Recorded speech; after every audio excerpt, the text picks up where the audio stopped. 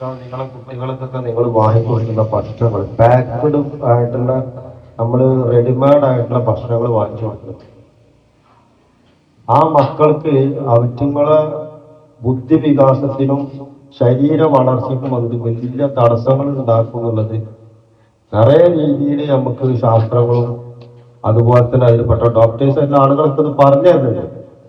പക്ഷെ നമ്മളെന്താ നോക്കാന്ന് വെച്ച് കഴിഞ്ഞാൽ കുട്ടികൾക്ക് ആവശ്യമുള്ള ചെറിയ അവരുടെ സങ്കടം തീർക്കാനുള്ള ഒരു ടേസ്റ്റ് ഇല്ലാന്നുണ്ടെങ്കിൽ നമുക്ക് എളുപ്പമായിട്ട് കൊടുക്കാൻ പറ്റുന്ന ഒരു ഭക്ഷണം.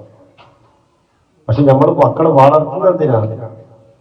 നമ്മൾക്ക് ലോകത്ത് ഈ ഭൂമിയിൽ നമുക്ക് എത്ര സ്വത്ത് സമ്പാദിച്ചു കഴിഞ്ഞാലും ഭൂമിയിൽ നിന്ന് പോയി കഴിഞ്ഞാലും നമുക്ക് ഉപയോഗിക്കുന്ന ഒരേ ഒരു സ്വത്ത് എന്താണെന്ന് വെച്ചാൽ സന്താനങ്ങൾ മാത്രമാണ്.